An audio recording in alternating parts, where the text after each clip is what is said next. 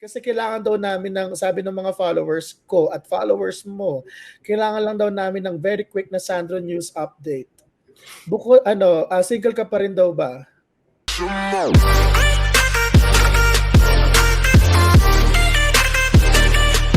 Vertex TV. Kasama ko po ngayon si Ilocos Norte 1st District Congressional Candidate Ferdinand Alexander Sandro Marcos. Well, unang-una sa lahat naman ng nanonood and sa lahat ng mga nakikinig, thank you for taking the time. And of course, to you, maraming salamat din for having me. Binapanood ko kasi yung yung Facebook page mo, tapos nakita ko may mga bigay ng relief goods, ganyan. How's the campaign? Nag-umpisa na ba yung campaign? Hindi pa nag-umpisa technically. Hindi pa naman. Well, sa totoo lang, yung campaign season natin, local, starts March 24. Alam mo naman yung National Feb 8, so malapit na. Pero sa amin, mga 2 months pa. But may trabaho pa rin ako as economic consultant of the province of Ilocos Norte. So doon muna kami nagfo-focus. Yun ang dahilan kung bakit ako umiikot. Ano ba problema ng ekonomiya ng Ilocos Norte ngayon?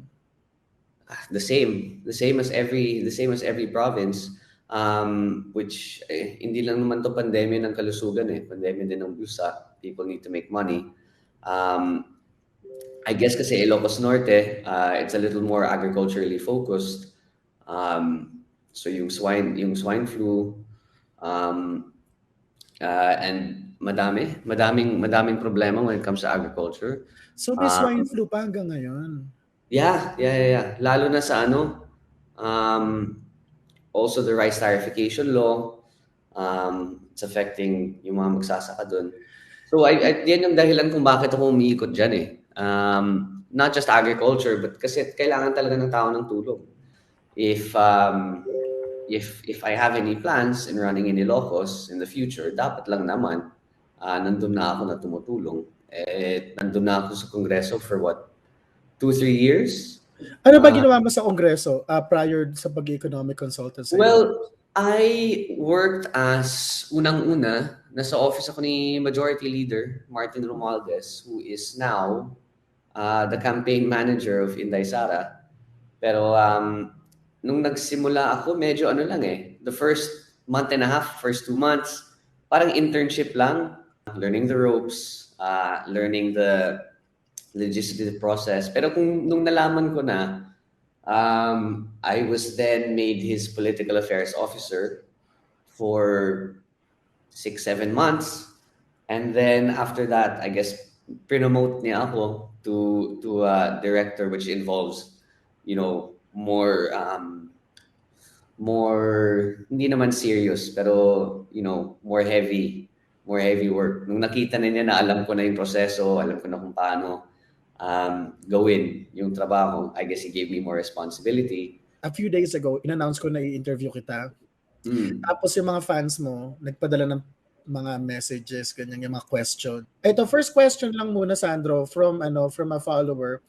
Kumusta na raw ba yung kalagayan ni BBM? Kasi daw, di ba, nung nag-DQ hearing, umabsent siya. So, how is he feeling right now? Is he okay? Okay naman. He's getting better. Honestly, hindi pa kami nagkita since I've been back. I mean, alam mo naman, I don't live with my parents anymore. Pero I've been on the phone with him. Okay naman siya. He's recovering. Pero nakakatakot lang dahil dami talagang na positive, especially lalo na sa HQ. And then of course, his chief of staff, Attorney Vic. Tinamaan din si Attorney Vic. Yeah, positive siya. So my Pero dad, yung dad mo positive ngayon? I'm sorry? Positive yung dad mo ngayon? Hindi. As of now, hindi. Nag-antigen siya. I believe today is day number 5 or 6 ata. 5 or 6, yeah. 5 or 6, so magpe-PCR siya. I think he PCR this morning na. Yeah, kung tinamaan yun, lumabas na siguro yun ngayon, no? So, well, kasi regardless kung na-expose ka, whether you're positive or negative, 5-day quarantine, di ba? So yes, sabi naman ng tatay ko, if that's the case, I'll test on the 5th or 6th. I'll test on the 5th day. hoping and praying na okay naman siya. Pero nung nag-usap kami, he sounded okay na naman. He sounded better. Alright. When I last spoke to him. So okay lang siya. I mean, walang nothing to yung excessively worry about. No. I think compared to his last COVID scare. Tanong ng mga followers mo, Sandro, bakit mo daw ba naisipang pumasok sa well, it's kind of obvious, pero sige.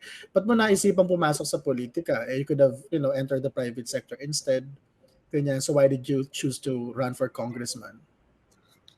Sa totoo lang, ever since I was a kid, I've always been averse to entering politics. It may not seem like it, pero hesitant talaga ako kahit noon pa. I guess something changed nung nagsimula ako na nagtrabaho sa Kongreso. Nung bumalik na ako galing London, I think part of it was maturing naman talaga. And seeing that, it's no secret naman given the position that I'm in, given where I'm from and who I am, I have quite a large capacity to be able to help.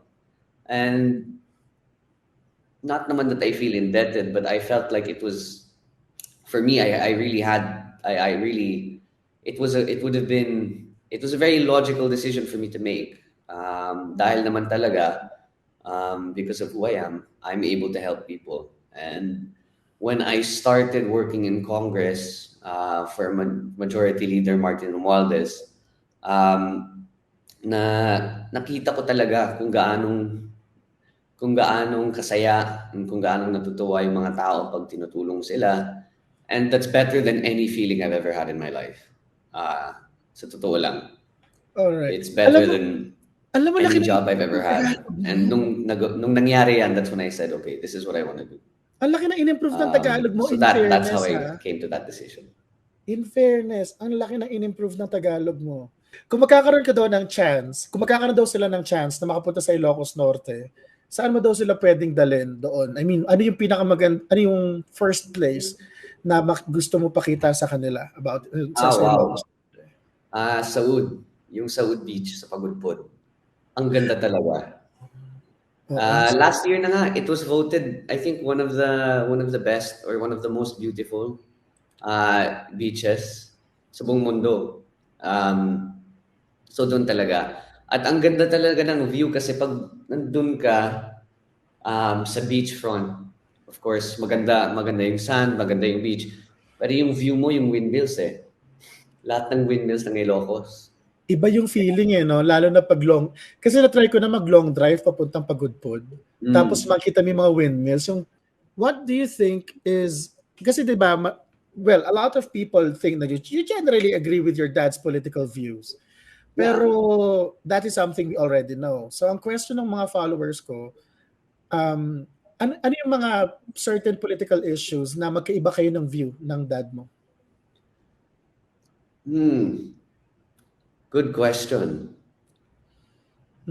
Different political views. Mostly naman similar Alam mo, sa totoo lang, I said this before pero when my dad and I have different political views, medyo nakakatuwa din kasi nagiging parang debate Ano yung last debate nyo? Ano yung last debate namin? Pag not for public consumption, yung next to the last debate. It was on economic policy ata. I had just finished the book. And my dad naman is very pro free trade, pro open borders, pro international investment. Pero at a limited capacity, baka naman I won't go into specifics kasi medyo granular na. I said this is the way to do it, and then my dad said no. Sa totoo lang, from my experience, you really have to do this. This is how you develop businesses. This is how you develop the economies. And I said, no, tignan mo yung nangyari sa Korea sa 60s. And he said, yes, that was the 60s. That lasted like 2 hours. Na-mention mo kanina, you're an economic advisor sa Ilocos Norte with Governor Matthew Manotoc. Tapos na-mention mo yung rice tarification law. Opo. Ngayon ba, ano ba yung nagawa ng rice tarification law doon sa mga magsasaka sa Ilocos Norte?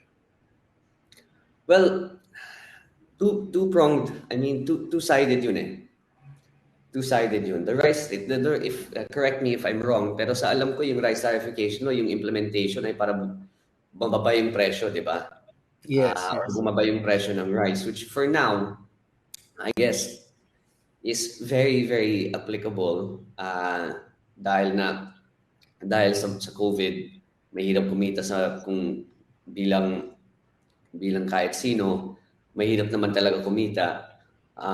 So I mean that's the right move naman talaga. But the problem with that in the long term is the rice imports that we get are crowding out our domestic market. And sa mga magsasaka, lalo na sa Ilocos Norte, napakalaking industriya ang agrikultura sa Ilocos. Naiipit talaga. Naiipit talaga ang mga farmers natin. And it's very hard. Yung sinusubukan namin ni Gov ay sinasabi namin palagi na, mukhang hindi na talaga tataas ang presyo ng palay. Kaya lumipat na kayo sa mga high-value crops.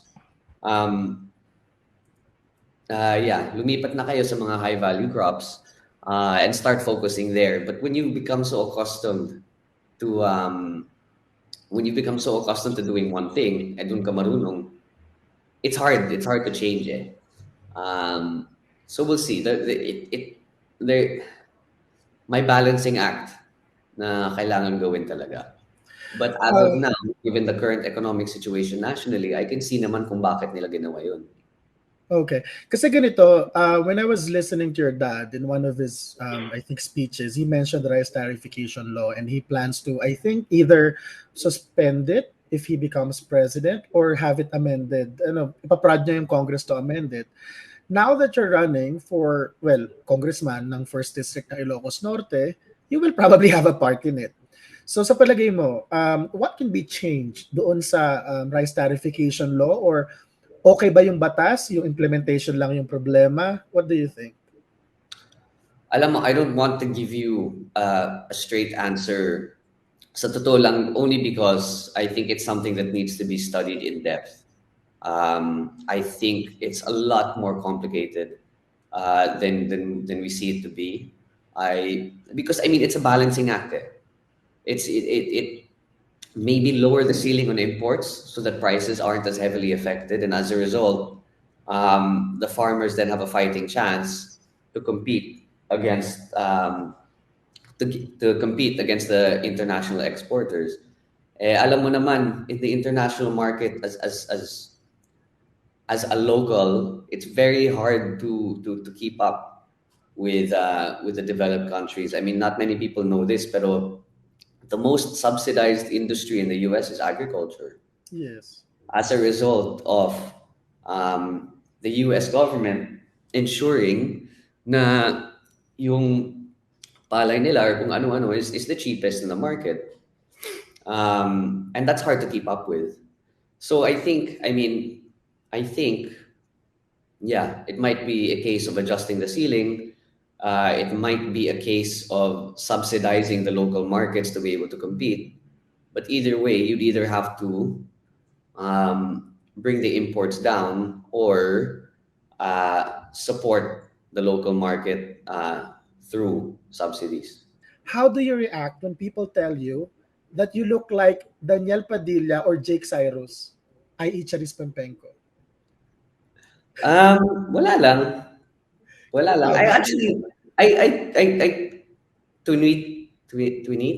I tweeted Jake Cyrus na nga ng 2016, 2017. Nag-reply siya? Hindi. Pero I heard nakita niya. Wala lang. Pangtawa lang. Hindi naman ako na-apektuhan sa mga ganun eh. Elementary yata yun, elementary days. Sa Ilocos kayo nag-aral, di ba? Sa Ilocos kami nag-aaral, oo. Yeah. So inevitably, magkakaroon ng mga history lessons noon, di ba? May history class. So how did you guys react? Or how did you handle yung times when dinidiscuss yung issue ng martial law and the term of your grandfather? Well, correct me if I'm wrong, pero yung syllabus na ganun is usually in high school, di ba? Ay, hindi ba sa elementary yan? From what I remember, I never got to that point na pag Filipino history yung pinag-uusapan. I never got to that point. I guess to relate, nung nasa LSE ako, that came up as one of the modules. It's very leftist, LSE. Well, also, LSE is known to be a very leftist school. So that came up in one of the modules. And kasi it was the economic development of East and Southeast Asia. So of course the Philippines was spoken about. And my professor didn't know who I was. So nung pinag-uusapan nila, it was about 2 weeks lang 2 weeks per module it changes. So nung pinag-usapan ng professor, well, I just stayed quiet. But nagulat na nga ako, he didn't put 2 and 2 together. Hindi ka nalitsyon, binuli, ganon, wala? Hindi niya, or maybe he did, but he didn't tell me. Kasi pag may roll call naman, ang sinasabi naman sa akin, Ferdinand Marcos. And then yan yung pinag-usapan sa script. But alam mo, sa totoo lang, it's okay.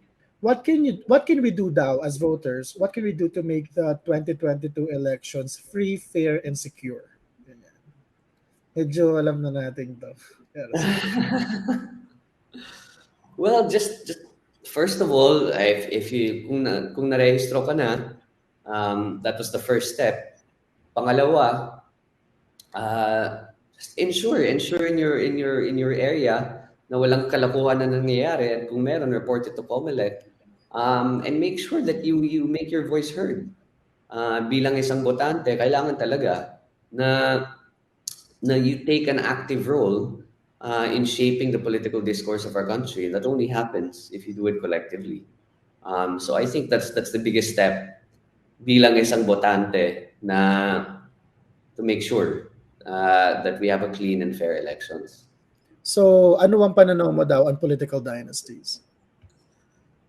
Well, I said this in 2016, so sabihin ko na naman, in the same sense that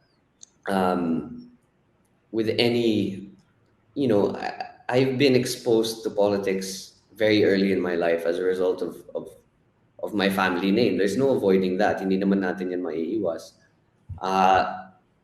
And I think, kunwari, I always use this example. If your father was a journalist his whole life, and nakita mo yung mga ginagawa niya, doon ka natuto, you would feel not naman obliged, but you would feel more likely that it makes sense for you to go in that industry kasi doon ka na marunong.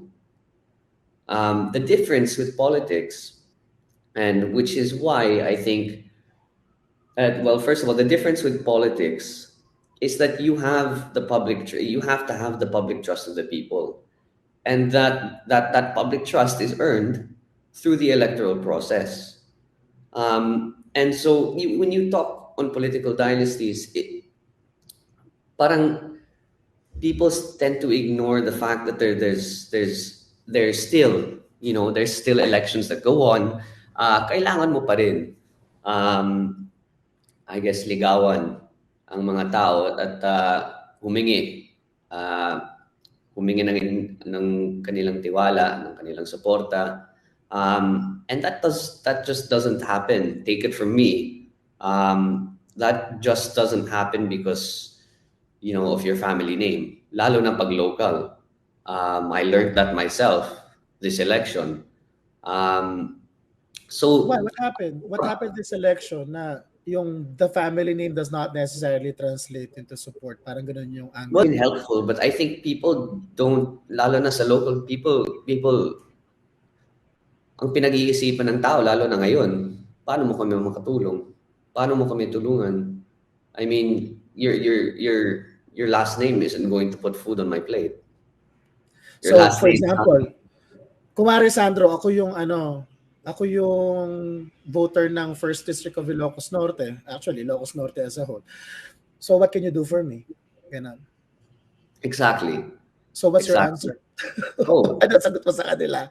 Well, How would you I'll, put I'll food on the ensure table? I'll ensure that given my background, given what I've done, given of what I've learned, I think I'm very well equipped naman, not only to pass laws legislatively, not only to have a national scope as to how the market is going, but being able naman to work with GovMat, Sen Aimee, hopefully sa awan ng Diyos, my dad, to be able to bring Ilocos back on the road to recovery. In case you become congressman, pinalad ka na manalo, ano yung first na bill na ipapas mo?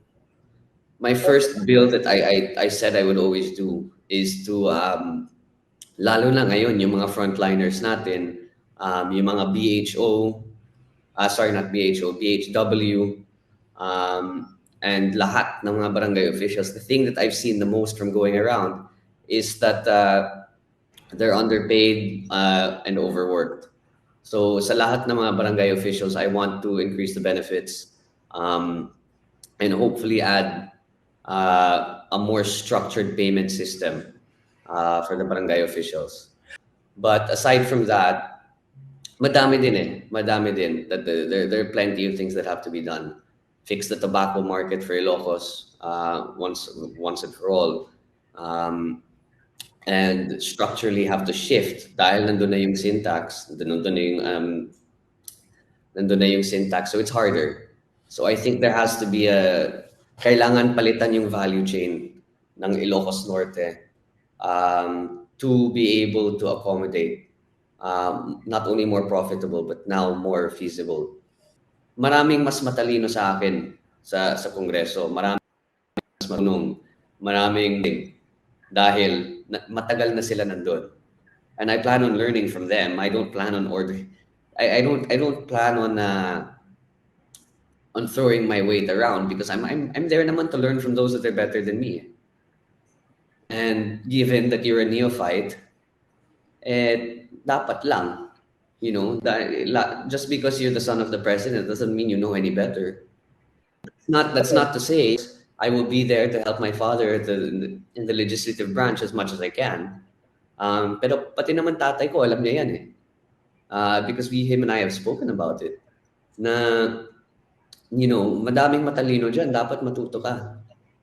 No matter how many differences you have, lahat ng tao nagugutom. Lahat ng tao, everyone gets hungry, everyone gets thirsty. In the sense that, you know, our basic needs are all the same. And you need to remember that when you are traversing through the complicated political terrain that is Congress. So just be nice to everyone. Regardless of kahit tinitira ka, kahit may binabati ko sila sa'yo, just be nice to everyone. Kasi kailangan daw namin ng, sabi ng mga followers ko at followers mo, kailangan lang daw namin ng very quick na Sandro News update. Single ka pa rin daw ba? Pang-ilang tanong na to. Kailangan niya, balay mo, weekly, bago buhay. Yes! Single ako. Single pa rin daw, okay. Ano yung gusto mong mabago sa Pilipinas? Ano yung gusto mong maging yung Pilipinas? What's your vision for the Filipino people? Heavy no? Sige, take a moment. Medyo heavy. But okay lang. No. Well, first of all, a Philippines that is united. A Philippines that has a clear path towards development. A Philippines that has a plan. Duterte has done, you know, a very, very amazing, fantastic job with regards to that. But I think the Philippines that I want to see is the Philippines that has institutions that that have room for longevity and sustainability. Whether that be wala ng traffic sa EDSA, whether that be easily accessible public transport, whether that be a federal form of government in order to empower and focus on the LGUs and take away from what you would call the Imperial Manila. It's a variety of things, no? But I think that all starts, which is why my dad's messaging is napakahalaga talaga yung mensahe niya. In order to get to that point, kailangan talaga magkaisa ang mga taong bayan. The feeling that I've gotten from helping people is the best feeling I've ever had in my life. Better than anything I've ever done. Maraming salamat na naghahanap kayo ng oras para makinig sa amin. Sana naman up to now, we continue supporting the BBM Sara Uni team. We continue fighting for the unity of this country. And trust me when I say there are no two better candidates than the BBM Sara partnership to bring this country forward, para ituloy yung mga programa ni PRRD, and to bring this country to a better light and help and ensure na sama-sama tayo babangon ulit. And of course, sa lahat ng mga taga Ilocos Norte na nakikinig ngayon, maraming salamat din. Diyos unay ti Agnina. I hope that this interview has given you some insight as to my plans for the 1st District, as to my plans for the province of Ilocos Norte.